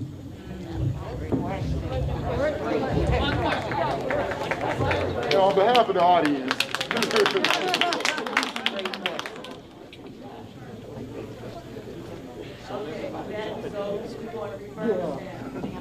I was like, so we're all at a certain How you doing? So, which part? One question. Okay, so police reform, I think that was it. Definitely, I mean, we're looking at implicit and explicit bias. We're looking at a history of racist, white supremacy, anti-black policing in this country. And so we got to deal with those issues. I think we got to do away with qualified immunity in this country, and there's a big push going on for that.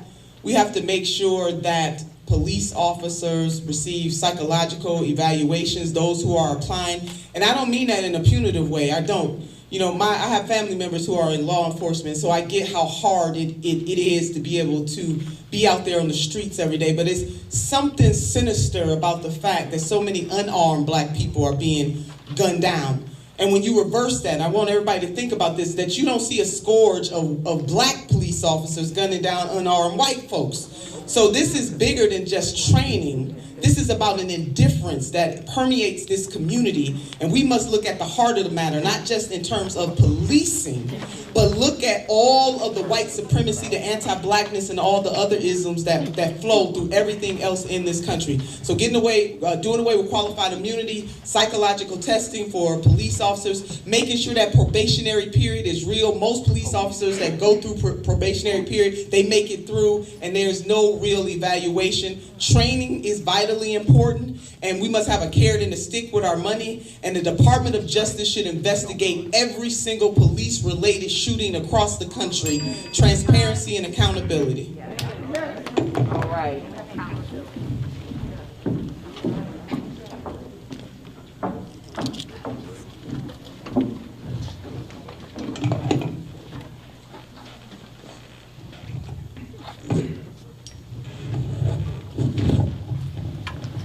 I think that what we need in talking about police reform, we have to have more training. We have to have more training, but that training should include at least 3 years of training. They do it for our doctors and other professionals. They should do it for our police. It's our fault that they're not being trained the way they should be trained. And inside of that training, the police should have internships in different regions. That internship should be in a black area, a white area, or whatever area. They should spend time, at least a year in each area, so they'll become familiar with the people that live in those areas. And like Senator Turner said, they also need evaluations. I worked on the parole board for years. Even parole officers don't get psych evals. How can you give a person a gun and not give them a psych eval? So they also need to get evaluations when it comes to policemen. But we also have to be cognizant of the people are going to say there's no money to do it. But you have to find money, because what's happening today is becoming absolutely horrible. Thank you. Oh, I'm sorry. One more call because I have more time. Insurance. I have to say this. I have to say the insurance. We should make cops get insurance on themselves. So every time they commit some crime, then they have to go to the insurance company. And once that insurance company looks at them and says, "No, brother, I'm sorry. No, sister, I'm sorry. You have gone your limit," then they can't cop anymore. So that's what it's all about. Thank you.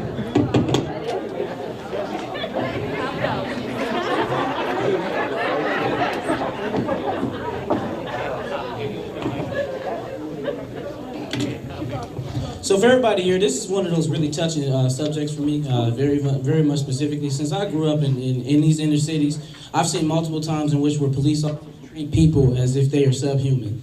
I've seen people get beat. I've seen some officers do things that should never actually occur, and that no child should ever witness. So in terms of police reform, I think we gotta go a lot deeper. This policing in America has been racist since the inception of this nation. Since the entire inception of this nation. So we need to go further than just talking about data reporting, which is also very much so important, George Floyd Policing Act. That's a very important part of it. Qualified immunity is something that we need to really be working towards to dismantle that, because it's absolutely unacceptable with how many black people in America are being gunned down in the streets, and there's nothing being done for it, no accountability. Psychological evaluations, I'm definitely inclined to agree with that, with that policy direction. And training. But I am one of the people up here who will say I don't believe that defund the police is just a slogan or a snappy slogan. I believe that that is an actual real policy direction. I worked in maintenance, so for anybody up here who works in the unions and had to put on those boots before, you know that preventative maintenance is the best thing you could ever do in life. Because when you have to treat something, it's so much worse. So I, as your next congressman, I will always look forward to actually have more preventative policies that is actually going to substantially improve the lives of our constituents, not just in District 11, but throughout the country, and we need to make sure we fight for real police reform. Thank you so much.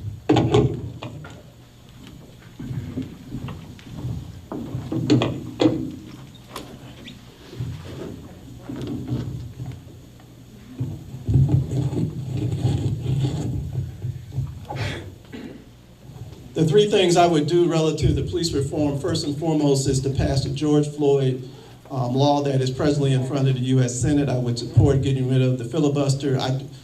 Because it's already been voted out the House, I would not have a vote unless they changed it and sent it back to the House. So that's number one. Number two would be the fact that even though I don't use the term defund the police, I do believe in the elements of defunding the police movement. That is the redistribution of how we fund public safety. What that means is sending police officers to deal with issues of mental health or addiction is a problem. You have to be able to expand our reaction to the need for public safety, to have professionals from behavioral health areas. Redistribution also means that you focus in on putting money in the community as a preventive measure rather than spending over half your budget, your local budget, on public safety. You have to be able to deal with the structural problems within the police department. We also have to remove the barriers of diversity.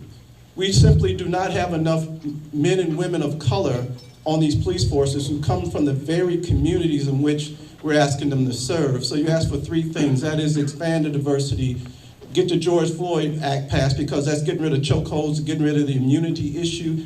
It deals with the no-knock, getting rid of no-knock warrants that Breonna Taylor death was associated with, and some other elements of it. So it is those type of things that I really believe are really deep reactions to police reform. Thank you. I think it's me. You know, I have 3 African-American sons, and they're big, tall, dark-skinned black guys, okay? So raising them in Cleveland lets you know that I have dealt with the police, unfortunately. Do I believe that the police need to be defunded? No. Because when you need them, they're there. It's like my boxer pit bull. He doesn't make noise, but when you come in my house unannounced, he's there, okay? The police need to be retrained. But here's the thing maybe we could think about. How about involving more social services in our police departments? How about making sure that there are people there within the police departments that understand human nature that they can consult with? And come on, being a policeman is a stressful job, right? It's a very stressful job. We just saw that they're making snap decisions when possibly we don't know all the circumstances and we're judging them on that. I'm going to talk real quick. But House Bill 22 that says we can't film the police while they're doing their job? Come on, guys. Let's make sure that doesn't happen. Call your representative. That cannot happen. Because a cell phone, we saw on a cell phone how George Floyd was murdered. And I think not one policeman came up to justify that. But we saw it. We saw the cell phone is what let us know what was going on. Thank you, and I'm done.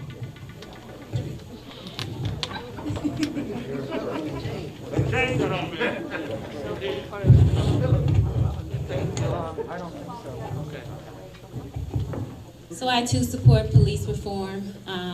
The work that we're doing in Cuyahoga County is actually legislation that has been considered in Congress. It's called CAHOOTS. It's Crisis Assistance Helping Out on the Streets, where you actually send in a crisis intervention specialist in low-level crimes as it relates to mental health, drug addiction, and homelessness issues. But I think it's also important that we definitely address the qualified immunity issue, as well as establish a national database of those individuals who have a record of excessive force so that they cannot continue to be employed. I think that Ms. Smith had a good suggestion as it relates to the insurance being put on police officers, so that there is a method of accountability beyond putting this responsibility back on the taxpayers. Additionally, passing the Justice for George Floyd Policing Act, yes, it does address a lot of issues, but this is a cultural problem, so training will be essentially important because this is a culture issue. This is a culture issue because, again, we need to make sure that those officers who are in our community understand us and recognize that we are human beings just like them, and that simply has not been the case. So there is a lot of work to be done on this issue, but what I want to assure you, no one will work harder than I will to make sure the people of the 11th Congressional District have the representation that they deserve. Thank you.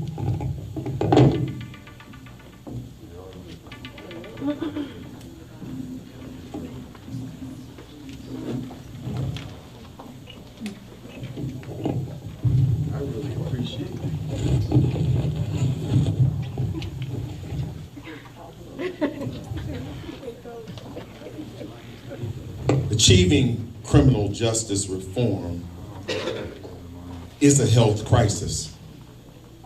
It's a health crisis in the African American community, and as we're seeing as it goes on and on, it is beyond that. But we have to stop pretending. The truth of the matter is we have to ask who hires these rejects. And all of them are not rejects. But those that are rejects, we have to ask who hires. So we need a better vetting process, we need better recruitment, and we need to establish, perhaps with the George Floyd bill, a national registry that will begin the process of not letting someone from South Carolina move to Cleveland and get hired. Or someone in Cleveland who messed up goes down to Columbus where they make $20,000 more. We need to make sure that we recognize that criminal justice is a health crisis. Thank you. Thank you so very much. At this time, we're going to move, Ruth, you want to do your little couple of things? We're going to move to the close. We will start in reverse. We will go with Nina Turner. You all have 1 minute.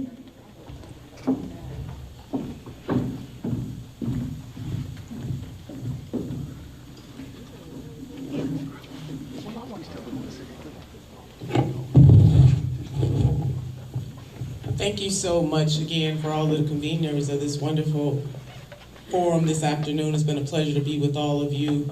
I am a coalition builder, and I've built a coalition across the Democratic spectrum, from people like Mayor Frank Jackson to Councilman Blaine Griffin, to people on the national level like Congresswoman Cori Bush, to people like Attorney General Keith Ellison, to people like the nearly 100 Progressive Caucus members in the U.S. Congress.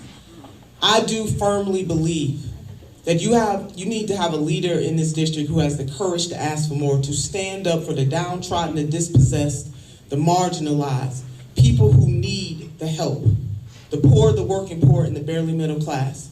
And I can assure you, as the next Congresswoman of this district, you will always know whose side I am on.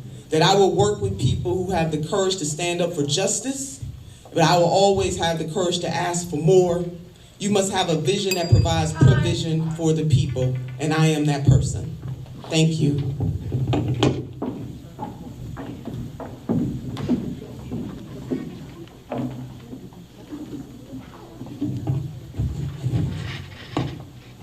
Well, today I am going to ask each and every one of you for your vote on August 3rd. And I'm asking you for your vote because I am the most experienced here on this stage. I have the most legislative experience than anybody else on this stage. I have enacted more bills, not I, but I've had more bills enacted than anybody else on this stage. What am I saying? I am saying that I love being a public servant. I want to lead. I want to be your public servant. I want you to elect me your next Congresswoman. I want to make sure I build a collaboration of everybody, every demographic across across this 11th district to make sure we move forward. As I said before, I will be present. I will make sure that you know that I am here to lead you and to give you what you need, the resources that you need. And I'm good at it.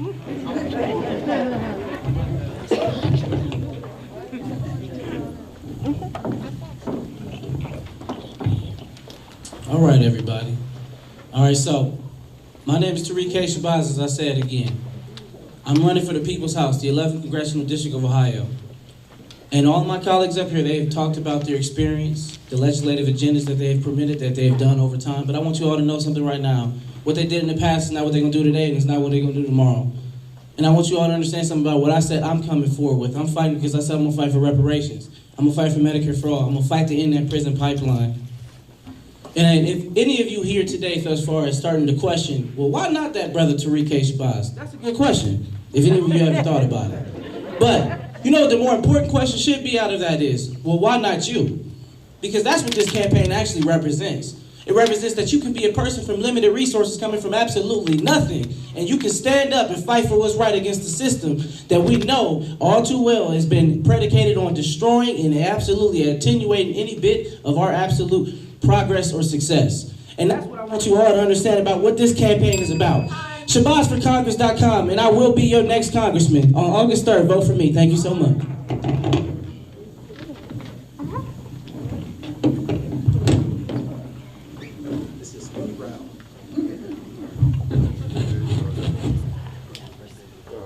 I'm not going to thank you because I only got 60 seconds. So, let me say that this is about, for me, in my opinion, people who are prepared. Resume is relevant when resume is part of your achievement.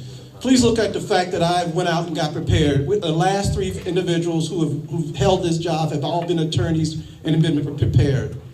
I'm an attorney. I've got a law degree, master's degree, bachelor's degree, but I also have a degree in the streets. I'm the one who led the fight to get a new law in Cleveland dealing with poison lead. I'm the one who put infant health bill when it came to statewide when I was in the state Senate.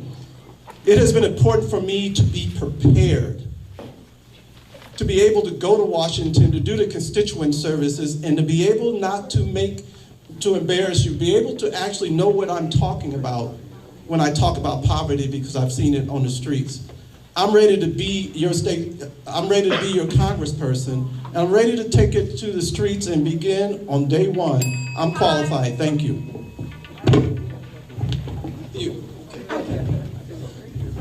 Don't be so confused. Listen, my name is Laverne Jones Gore.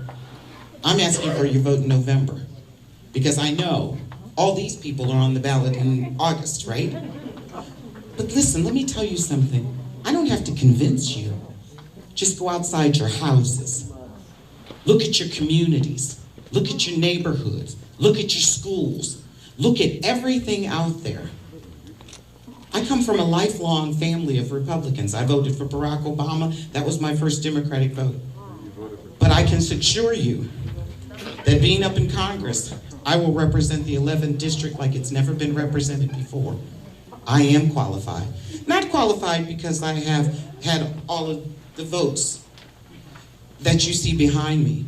Qualified because I will do the job. Because obviously, if you live in the 11th district, you know that the job has not been done.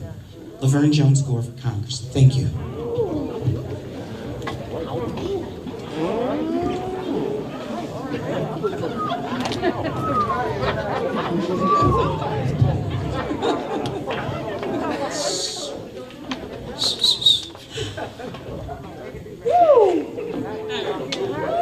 Settle down, everyone. All right, so I'm Raquel Brown, and I didn't just wake up and decide again to run for Congress, and I'm not a lifelong politician seeking to fulfill a dream. I am running because I want to continue the good work that I've been doing as it relates to helping people who have been hit the hardest by this pandemic.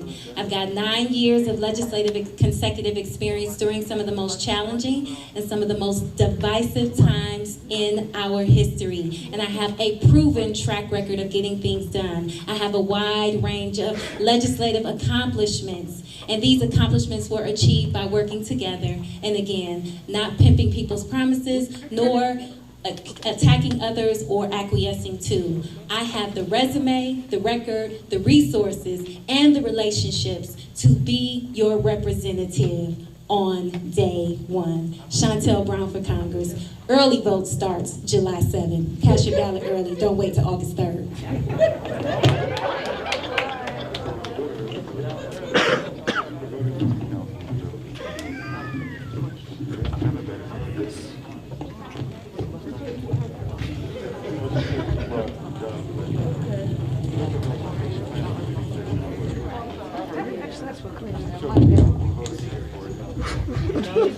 I want to thank the sponsoring organizations for this wonderful forum. I really appreciate it. But I want you to know that I am prepared. I'm ready to walk in the door. I know where the bathroom's at, and I know what to do. I will work with everybody, but I will confront anybody. And everyone who knows my record knows that I will do it. And you may not always agree with everything leaders have to do, but if you sit down and understand the process, you'll know that we will get it done for you. Thank you very much.